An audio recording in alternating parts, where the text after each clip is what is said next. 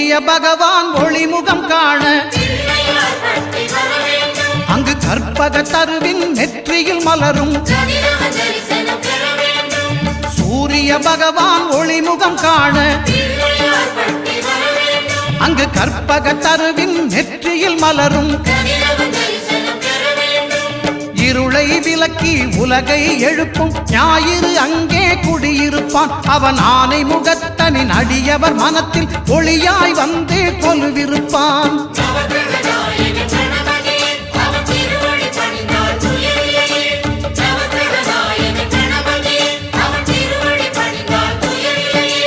ஒன்பது கோளும் ஒன்றாய் காண